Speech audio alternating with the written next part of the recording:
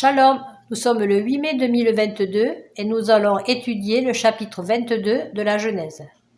Et il est 22h23 dans le pays où nous sommes. Alors je commence à lire. Il arriva après ces choses qu'Élohim éprouva Abraham et il lui dit « Abraham, et il répondit, me voici.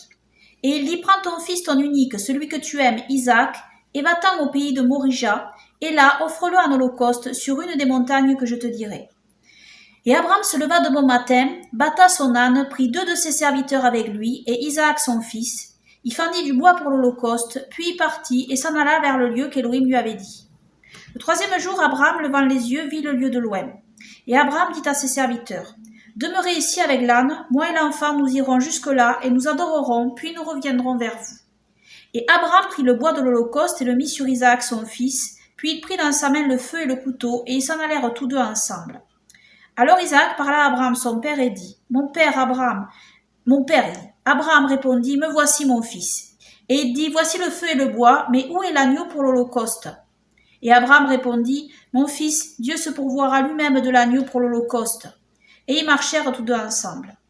Et ils vinrent au lieu qu'Élohim lui avait dit, et Abraham y bâtit l'autel et rangea le bois, et il lia Isaac son fils et le mit sur l'autel par-dessus le bois. Puis Abraham étendit la main et prit le couteau pour égorger son fils.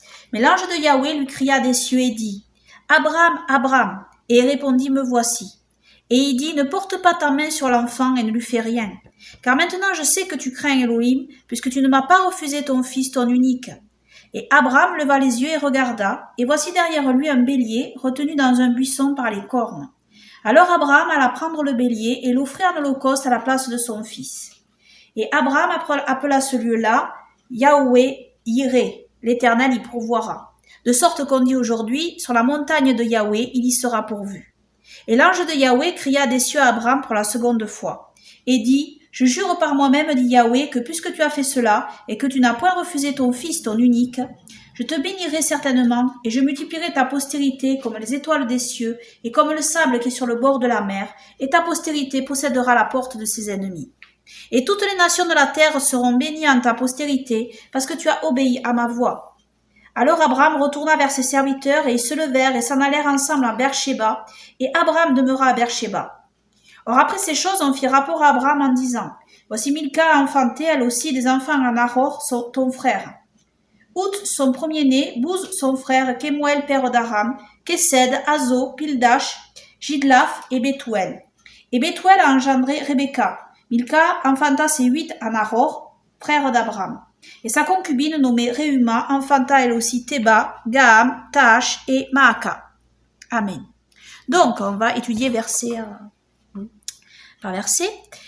Il arriva après ces choses qu'Élohim éprouva Abraham et il lui dit, « Abraham » et il répondit, « Me voici. » Et il dit, « Prends ton fils, ton unique, celui que tu aimes, Isaac, et va-t'en au pays de Moria, et là, offre-le en holocauste sur une des montagnes que je te dirai. » Alors ici, on pourrait être étonné de lire que Isaac est le fils unique d'Abraham.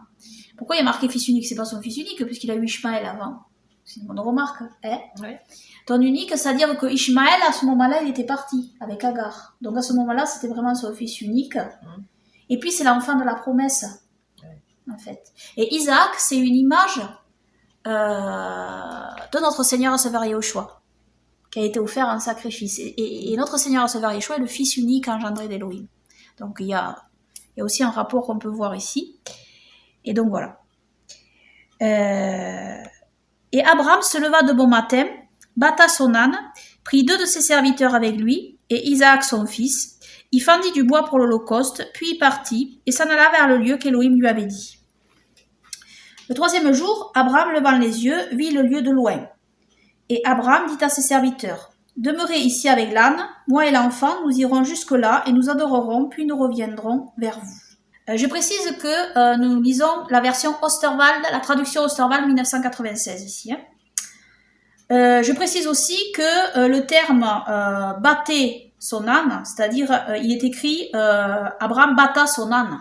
Batta, ça veut dire sceller, mettre la selle sur un âne, hein, d'accord?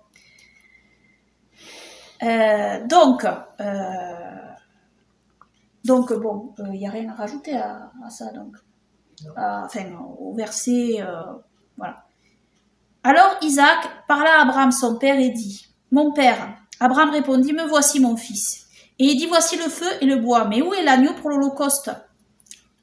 Alors ici, en fait, dans le texte hébreu, parce qu'on peut aller voir le texte hébreu aussi quand même, je l'ai vu l'autre jour parce qu'on l'a lu, c'est Genèse, chapitre donc 22. Voyons voir. Mais où est l'agneau? Donc c'est le C hein, en hébreu, voilà, j'ai le texte hébreu là. C'est le C du sacrifice. Alors le C, ça peut être un mouton, ça peut être un bouc, ça peut être un veau, voilà. Ça peut être, en fait, c'est les animaux qui sont sacrifiés. C'est pas forcément un agneau en fait. C'est traduit par agneau, mais c'est pas agneau. Le mot agneau, c'est un autre mot en hébreu. Le mot C en hébreu, c'est un mot générique hein, qui désigne plusieurs animaux, bien sûr, qui peuvent être offerts à Elohim, hein, qui sont cachers. Donc voilà. Et Abraham répondit, donc ça je l'ai lu, hein, mon fils Elohim se pourvoira lui-même du C pour l'holocauste. Et ils marchèrent tous deux ensemble. Et ils vinrent au lieu qu'Elohim lui avait dit, et Abraham y bâtit l'autel et rangea le bois, et il lia Isaac son fils et le mit sur l'autel par-dessus le bois. Alors c'est intéressant ici, parce que tu l'avais déjà fait remarquer, c'est qu'Isaac, il est participant à tout ça quand même. Il est d'accord de se faire attacher, Oui, parce que il a un certain âge, Isaac, ici. Oui. On imagine que c'est un jeune enfant. Non. Mais on avait calculé, je ne sais pas comment on avait calculé ça d'ailleurs. Oui, mais il est âgé. Hein. Mais enfin, il est plus grand qu'un tout jeune enfant, visible. Ouais. Enfin, nous, ce qu'on avait calculé, hein, Oui. si on ne se trompe pas. Non, je crois pas. Je crois pas. C'est pas quand même un petit enfant tout petit. Hein. Il a un certain âge et il a l'âge de raison.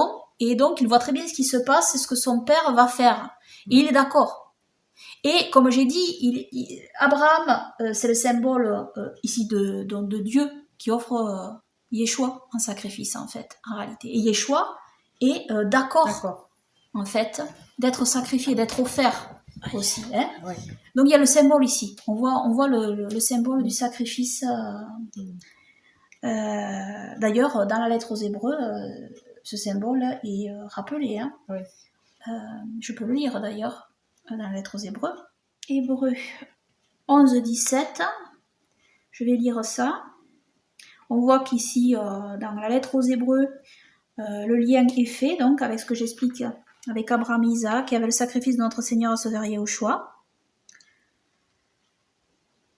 Par la foi, Abraham offrit Isaac lorsqu'il fut éprouvé que celui qui avait reçu les promesses, offrit son unique, dont il avait été dit, c'est en Isaac que ta postérité sera appelée. Ayant pensé en lui-même qu'Élohim pouvait même le ressusciter des morts, aussi le recouvra-t-il par une sorte de résurrection. Amen. Donc on voit ici le symbole de la résurrection de notre Seigneur Sauveur Yahushua. Donc voilà. Donc on continue. Puis Abraham étendit la main et prit le couteau pour égorger son fils.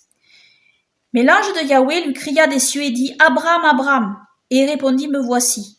Et il dit « Ne porte pas ta main sur l'enfant et ne lui fais rien. Car maintenant je sais que tu crains Elohim puisque tu ne m'as pas refusé ton fils, ton unique. » Et Abraham leva les yeux et regarda, et voici derrière lui un bélier, retenu dans un buisson par les cornes. Alors Abraham alla prendre le bélier et l'offrit en holocauste à la place de son fils. Et Abraham appela celui-là Yehovah Yireh. L'Éternel y pourvoira, Yahweh y pourvoira. De sorte qu'on dit aujourd'hui, sur la montagne de Yahweh, il y sera pourvu. Amen. Et l'ange de Yahweh cria des cieux à Abraham pour la seconde fois et dit, « Je jure par moi-même, dit Yahweh, que puisque tu as fait cela, et que tu n'as point refusé ton fils, ton unique, je te bénirai certainement et je multiplierai ta postérité comme les étoiles des cieux et comme le sable qui est sur le bord de la mer, et ta postérité possédera la porte de ses ennemis. Et toutes les nations de la terre seront bénies en ta postérité, parce que tu as obéi à ma voix. » Alors Abraham retourna vers ses serviteurs, et ils se levèrent et s'en allèrent ensemble à Beersheba, et Abraham demeura à Beersheba. Or après ces choses, on fit rapport à Abraham en disant, « Voici Milca a enfanté, elle aussi des enfants à Nahor, ton frère, Outs son premier-né, Bouz son frère, Kemuel père d'Aram, Kesed, Azo, Pildash, Jidlaf et Bethuel. Et Bethuel a engendré Rebecca. Milca enfanta ses 8 à Nahor, frère d'Abraham, et sa concubine nommée Reuma enfanta, elle aussi Théba, Gaham, Taach et Maaka. Amen. Donc voilà. On voit que, véritablement, L'ange de l'Éternel, alors, qui c'est? Alors, ça c'est intéressant, on peut faire un petit étude là-dessus. L'ange de l'Éternel, l'ange de Yahweh, Malar Yahweh en hébreu, c'est le terme employé qui revient partout dans toutes les saintes écritures. C'est Malar Yahweh qui apparaît dans le buisson à Moïse. Cette expression, il y en a qui disent c'est Yeshua, avant sa venue sur terre en tant qu'homme. Il est l'ange de Yahweh. C'est faux. Yeshua n'est pas un ange. Yeshua est au-dessus des anges. Yeshua est Elohim. Est Elohim incarné en chair. Et avant qu'il vienne sur terre, il n'était qu'Elohim.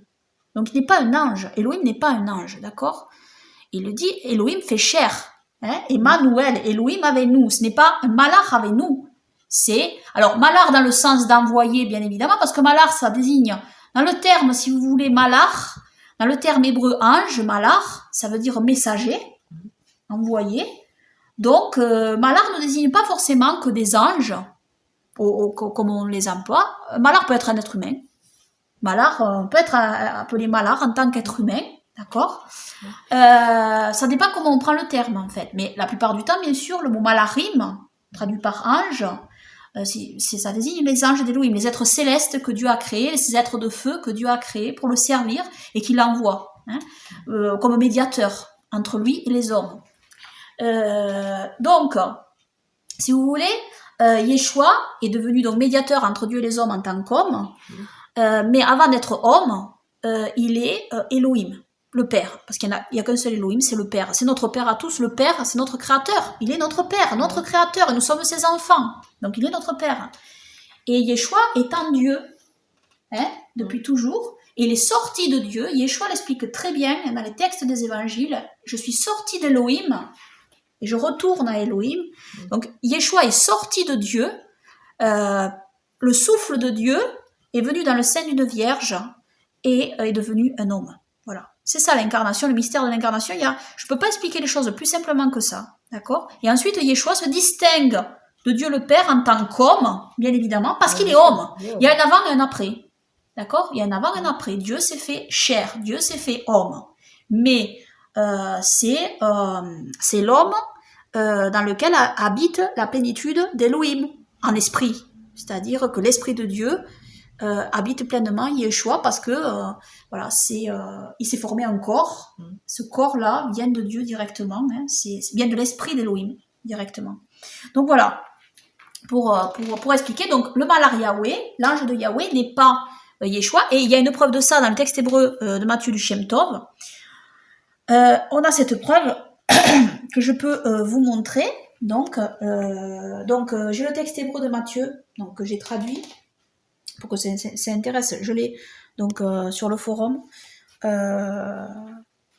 Donc je l'ai en PDF aussi, pour ceux qui peuvent se le charger.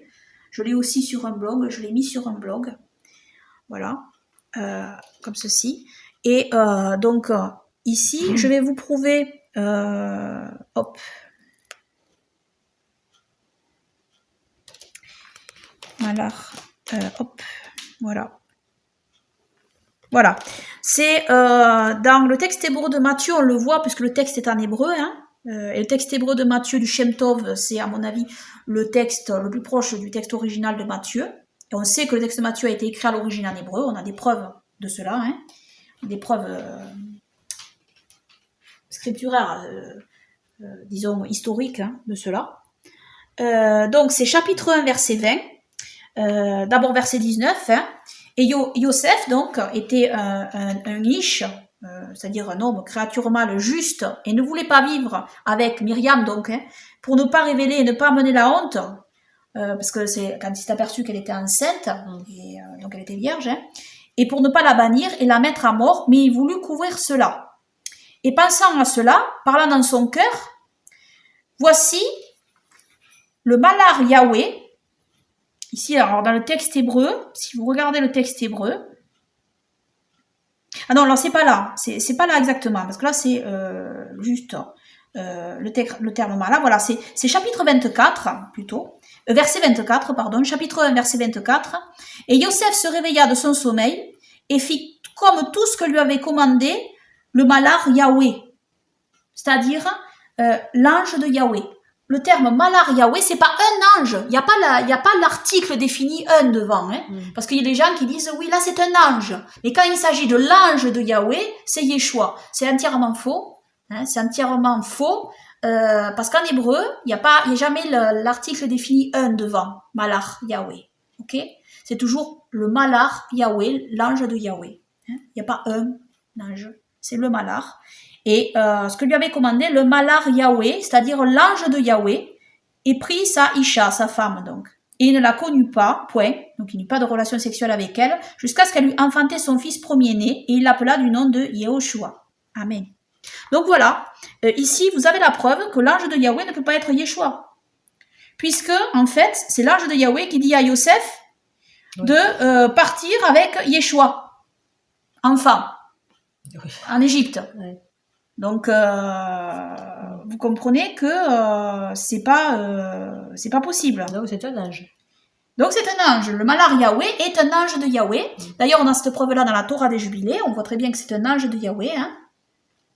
Et donc voilà. C'est probablement un archange. Hein. C'est toujours Parce qu'il y a 7 archanges. Les archanges sont les 7 chefs des différentes cohortes des anges. Parce qu'il y a différents groupes. Hein. Ouais. C'est comme dans une armée, en fait. C'est l'armée Yahweh des armées. Hein. Oui, les armées. Donc, ce sont des armées. Et il y a différents généraux, si vous voulez. Les archanges, c'est ça. Ce sont des généraux hein, qui commandent des troupes spécifiques. Et les archanges, c'est ça. Ce sont 7 archanges. Et ce sont les 7 archanges qui se tiennent devant le trône de Yahweh. Parce que tous les anges ne pénètrent pas devant la gloire de Yahweh. Au 7e ciel. Il y a des anges qui sont dans des cieux inférieurs. Les autres anges, les myriades d'anges, parce qu'il y a des myriades et des myriades d'anges, ils sont dans des stades inférieurs, des couches inférieures du 7e ciel. Mais le 7e ciel, c'est le trône de Yahweh. Et devant le trône de Yahweh, il y a uniquement ces 7 archanges qui se tiennent devant le trône de Yahweh. Bon, après, dans le livre de l'Apocalypse, on voit qu'il y a aussi les 144 000. Hein, oui. Et qui, pour moi, selon ma compréhension, sont les 144 000 anges d'Élohim. Hein, bon, qui ont été choisis par Yeshua et par Yahweh. Voilà. Quand il parle, l'ange, là, il parle comme si c'était... Voilà, alors quand il parle, alors ça vous retrouverez ça dans toutes les Saintes Écritures, très souvent, quand un ange de Yahweh parle, c'est un ambassadeur. Et quand un ambassadeur est envoyé au nom du roi, eh bien, il parle comme si c'était le roi qui parlait lui-même. Ouais. À travers sa bouche, c'est comme si c'était le roi qui parlait à travers lui. C'est pour ça qu'il dit « je te bénirai », comme si c'était Dieu lui-même qui parlait alors que c'est l'ange qui parle. Mais ça, c'est normal, mais ça ne veut pas dire que l'ange est Dieu, en fait. Voilà. Hein, ça veut dire qu'il parle au nom de Dieu et que par sa voix, c'est Dieu qui parle. Voilà. C'est le porte-parole de Dieu, en fait. Donc voilà. Et il répète ce que Dieu lui a dit de dire, en fait. Oui. Voilà, c'est ça. Donc voilà ce qu'on pouvait dire sur ce chapitre. Et maintenant, donc, on va chanter. Qu'est-ce qu'on chante notre cantique national. Alléluia, Alléluia, Alléluia, gloire à Yahweh. Alléluia, Alléluia, Alléluia, gloire à Yahweh. Gloire à Yahweh, Alléluia, gloire à Yahweh, Alléluia. Gloire à Yahweh, Alléluia, gloire à Yahweh, Amen. Gloire à Yahweh, gloire à Yahushua pour l'éternité, Amen. Amen.